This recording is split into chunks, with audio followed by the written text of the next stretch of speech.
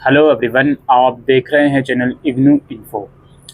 हमारे एक स्टूडेंट की काफ़ी कंप्लेन आई कि सर आप नए बच्चों के ऊपर तो वीडियो बनाते हो कि इस सेशन में अगर नया एडमिशन लिया है तो अब आगे असाइनमेंट क्लासेस कब क्या होगा, लेकिन आप कभी सेकंड ईयर या थर्ड ईयर वाले बच्चों के लिए वीडियो नहीं बना रहे हो जिस बच्चे ने री रजिस्ट्रेशन करा है।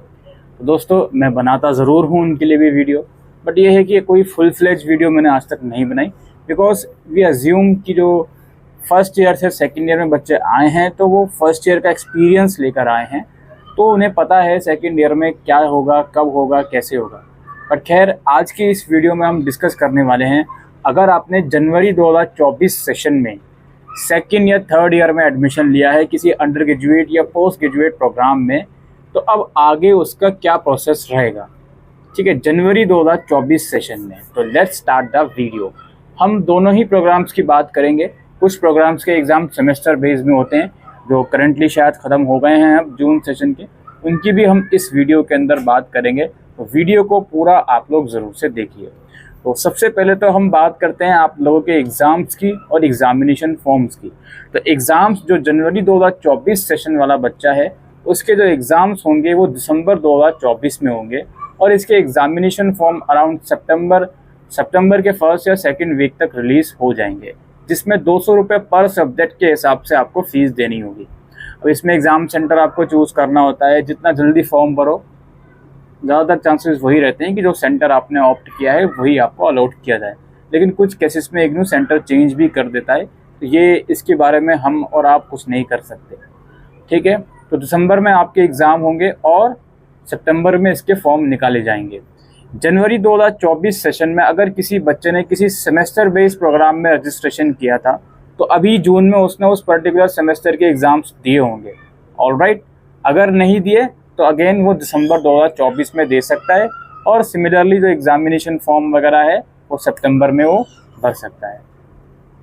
एमकॉम में अगर आपने जनवरी 2024 में रजिस्ट्रेशन करा था तो सेमेस्टर 3 के एग्ज़ाम आपने दिए या नहीं दिए, आप उसको सेमेस्टर 4 के साथ एक साथ दे सकते हो। इसी तरीके से MBA प्रोग्राम हो गया। MBA में अगर आपने जनवरी 2024 सेशन में सेकंड ईयर में री रजिस्ट्रेशन करा था, सेकंड सेमेस्टर में सॉरी, तो हो सकता है सेकंड सेमेस्टर के एग्ज़ाम आपने जून में दे दिए हों, नहीं दिए तो वो आप दिसंबर में दे सकते हो।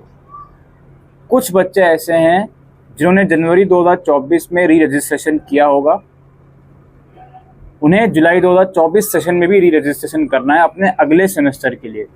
इस चीज़ को ज़रूर से ध्यान में रखते हुए चलिएगा। अब आप ऑब्वियसली सेकंड ईयर में आ गए हो तो मुझे कोर्स गिनवाने की ज़रूरत नहीं है कौन कौन से कोर्सेज ऐसे हो सकते हैं। जो कोर्स ऐसे हैं जिनमें रजिस्ट्रेशन सेमेस्टर वाइज होता है, जैसे MBA हो गया, BCA हो गया, इसमें आपने जनवरी सेशन में रजिस्ट्रेशन करा था, जून में एग्ज़ाम दे दिए, और आप दिसंबर में एग्ज़ाम देने के लिए अभी जुलाई के जो री रजिस्ट्रेशन ओपन है ये आपको करने पड़ेंगे। आई होप इतना कॉम्प्लिकेटेड मैं चीज़ों को नहीं बना रहा हूँ। ऑलराइट, बाकी अगर आप नहीं देना चाहते दोनों सेमेस्टर एक साथ तो फिर अलग मैटर है, आपकी मर्ज़ी है कि आप अभी री रजिस्ट्रेशन करके एग्ज़ाम दो या नहीं दो, वो टोटली आपके ऊपर डिपेंड करता है। तो ये सारी एग्ज़ाम्स की बात हो गई। नाउ अब आती है बारी असाइनमेंट की। असाइनमेंट आप सभी लोगों से रिक्वेस्ट करी जाती है कि अब आप असाइनमेंट बनाना शुरू कर दीजिए। आप असाइनमेंट के लिए अपना स्टडी मटेरियल का इस्तेमाल कीजिए ऑनलाइन मोड में। अभी बात करूँगा स्टडी मटेरियल की भी डिटेल में, या फिर आप गूगल से आर्टिकल्स देखिए, अपना जो कॉन्सेप्ट है उसको समझने की कोशिश कीजिए ट्यूटोरियल के थ्रू, अलग अलग बुक्स के थ्रू, अलग अलग आर्टिकल्स के थ्रू, और फिर ही उसके बाद ही आप असाइनमेंट बनाना शुरू कीजिए।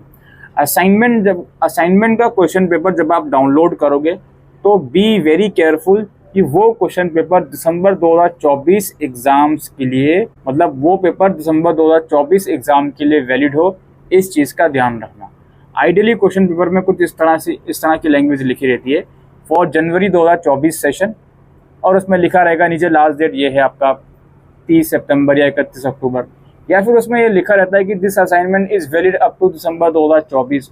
इस तरह की चीज़ें आपको देख लेनी है अपने क्वेश्चन पेपर में, उसके बाद ही असाइनमेंट बनाना शुरू करो।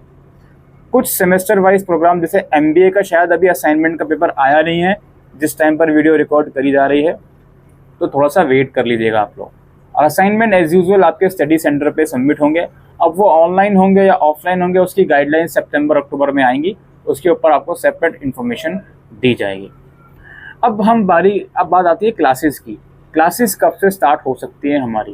क्लासेस की जहाँ तक बात है, अच्छा दोस्तों एक चीज़ और मैं असाइनमेंट में बताना रह गया, जो सेमेस्टर बेस्ड वाले बच्चे हैं वो असाइनमेंट जो सबमिट करेंगे वो बिल्कुल ध्यान से सबमिट कीजिएगा। अगर आपने जनवरी सेशन में री रजिस्ट्रेशन करा था सेमेस्टर बेस्ड प्रोग्राम में, जून सेशन में कुछ भी नहीं करा आपने, असाइनमेंट भी नहीं बनाया, ना एग्ज़ाम दिया, तो बी वेरी केयरफुल कि क्या वो असाइनमेंट आपकी दिसंबर तक वैलिड हो रहे हैं या नहीं।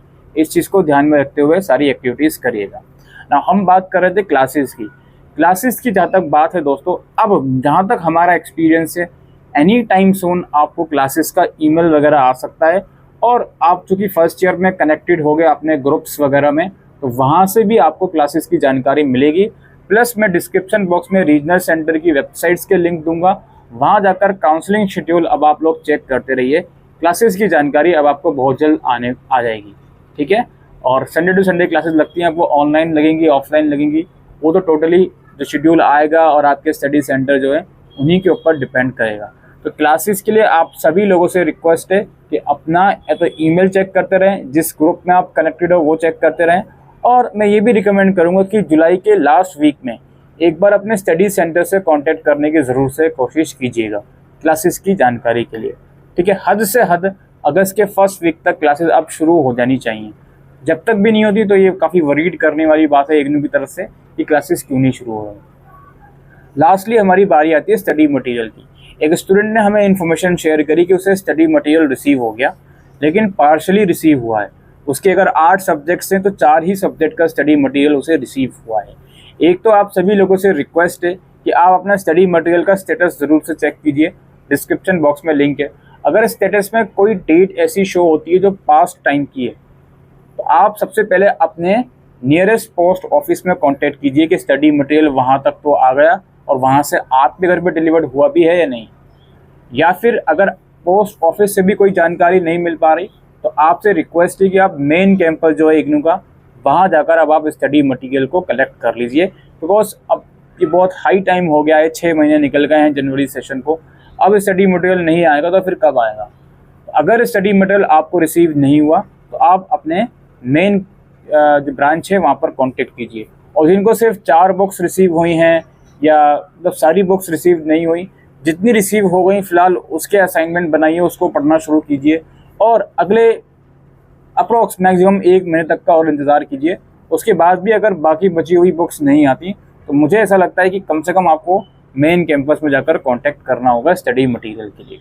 ऑलराइट, ये कुछ डाउट्स जो आप सभी लोगों के आ रहे थे आपके एकेडमिक्स से रिलेटेड सेकंड और थर्ड ईयर स्टूडेंट के।